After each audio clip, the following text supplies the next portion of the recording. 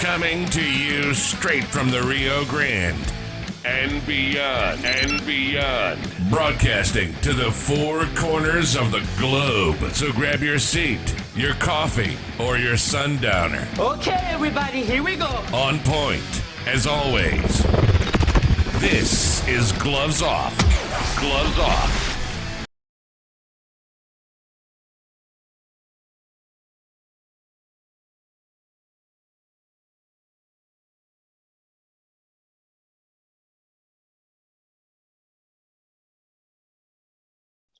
Back at you in Gloves Off. I'm Professor Buitrón, and today we have a great young guest, a young black belt, a woman up and coming from the East Coast, and we're going to touch base on her trajectory on the martial arts, what she thinks the martial arts is, what it means to her, and the benefits.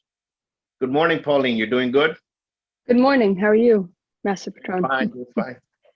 You're located where? I'm located in Boston, Massachusetts, from Boston.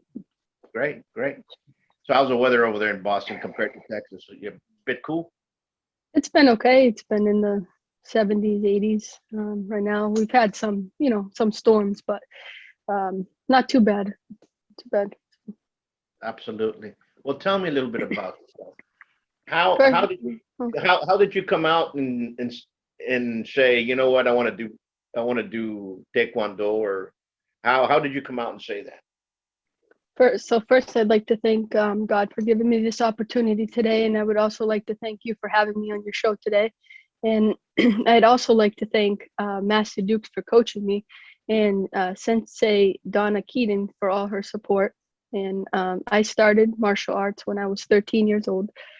This is my 10th year now, and I've been so passionate about it ever since I was 13. My parents brought me into the dojo, and it was just that moment when I walked in and was watching classes, that particular moment I was watching other students, and just by watching them, I've just had a desire and a burning passion ever since then. And that's how it started, by watching the young adults and the adult students and the different kind of black belt classes and the underbelt classes. So that's what caught my eye. Absolutely. And your style was Tae Kwon Do, correct? Yes, I have a first degree black belt in Tae Kwon Do. That's awesome. You know, a lot of people say you're young. You must be about 23 years old, 22, 23 years old. Mm-hmm.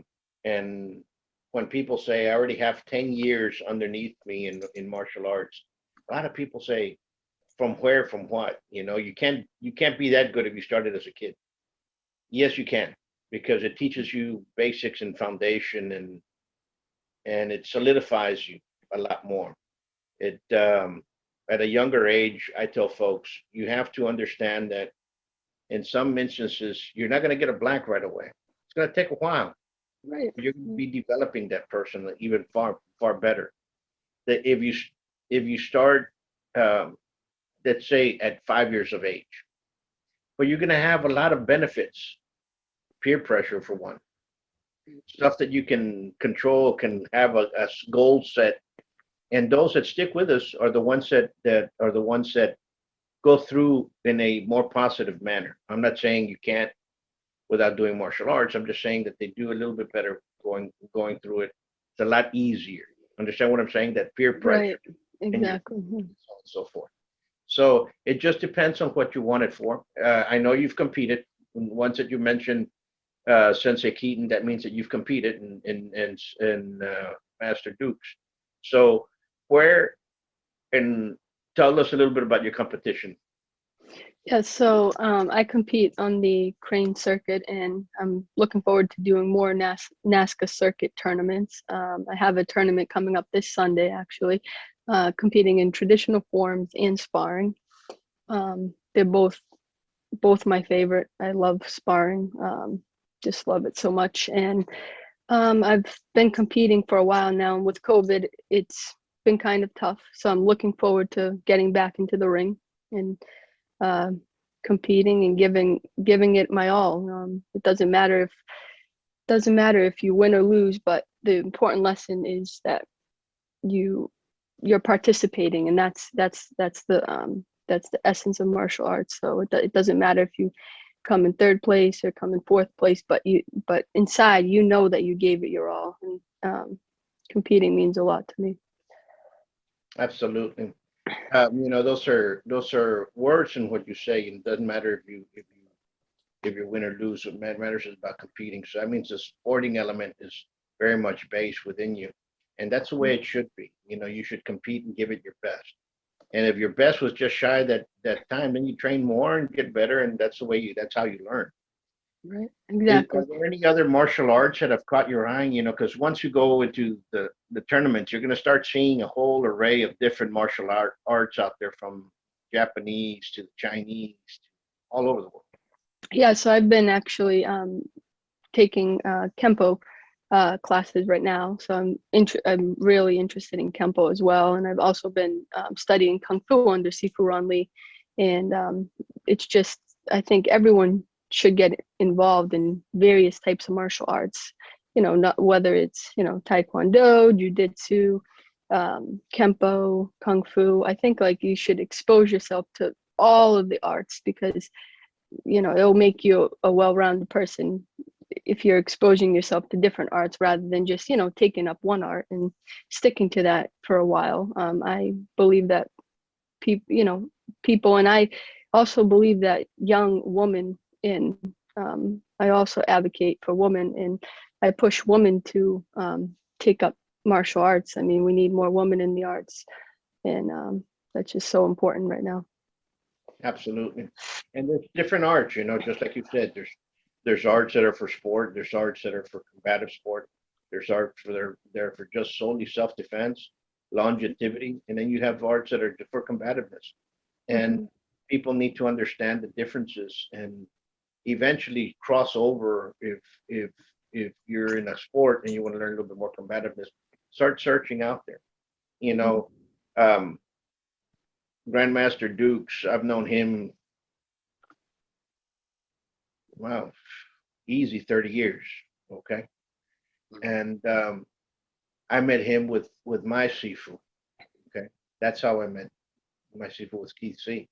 And that's how I met him, and that's how it started. I started Kenpo at the age of 17. I had been involved with Sipot and Savat since I was 6 years old. But that when I turned into Kenpo, it was a different mindset. It was a different element. Even though I was doing other arts there at the time, I was doing Shaolin Kung Fu as well, and Aikido. It really changed the perspective of defense, the perspective of training, the perspective of why. And my Sifu was very much, you have to cross train. And that's what I love what you're saying, that you have to go out there and look and study and be exposed to it. He used to say, you never want to see something for the first time in the street. And it's true, so very true, yeah. Be prepared. But here's a question for you. For the young ladies out there that are going into high school and those that are going into college, what would you tell them to do as a martial artist? Well, my biggest advice is, if you have a passion, a desire, dreams, goals, anything that you put your mind to, the biggest things for me, I'd tell young women to, take martial arts. It's also, for me personally, I started it to protect, myself, my family, my friends, and advocate for the younger generation. And women, it's just so important for women to take part in it and, explore different arts. And I would say the biggest things, the three most important lessons that I tell people is that you always, if you want to accomplish anything in life, you have to have desire, the will, and the determination. So those are the three things that I always tell people. And if you have those three things, you can accomplish anything you set your mind to, anything. Absolutely. And determination is a key word. Are you determined to learn? Because you have a lot of kids out there that the parent brings them over and they're just sitting around. And no matter what you do and how you want to push their buttons, they just don't want to learn. They don't want to be there. It's because dad took them there, and that desire, and it's sad, but It is sad. you see it. But you got this tournament coming up. Is there Yes. and when's the next one after that?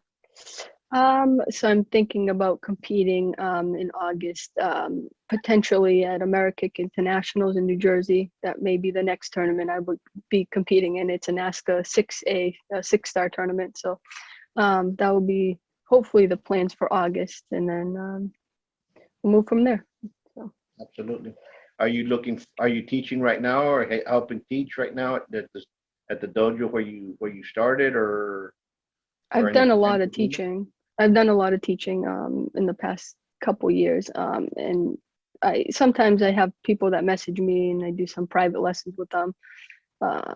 Some of the students that that I taught Tae Kwon Do, and they would, the parents would message me, and sometimes I'd, get together with them outside of outside of karate, and sometimes I'd go to their house and we'd work on different forms or anything that they really thought that they were struggling in. So like forms of sparring, or they needed help with like weapon practice for tournaments. And I have a close basis with them, and I contact them daily, and we set up times to meet, and we go from there. Yeah, that's totally awesome. Yeah. That's totally awesome. Number one, we wish you well. We wish you great success, and especially go over there and let's win this tournament. It's coming up on Sunday. Right. Let's go. Yeah. Let us know Thank you. exactly how it happened. And once more, God bless you, and continue doing what you're doing, because you're an inspiration to many. Thank you so much. Remember, you're an ambassador to the martial arts, and that's what this is all about. And everybody who does martial arts are an ambassador to the martial arts. It's your attitude, how you are, what proves you going forward, and very proud to know that there's young ladies out there just like yourself that are doing this. It's happy to see. Thank you. Thank you. Very honored. So we'll let everybody go this time, and we'll do it again. Let us know in a couple of more months. Let us know exactly where everybody's at. Kind of check in and say, this is my goals. This is what I'm doing. This is where we're at. I want to see how you're doing in Kenpo as well. Okay, you have, and I think Grandmaster Dukes will do a good job there. So we'll take it from there. Exactly, he will. Absolutely. Much peace. Until next time. Until next time, thank you. Oh, thank you. Have a good day. Likewise. Thank you so much. Okay.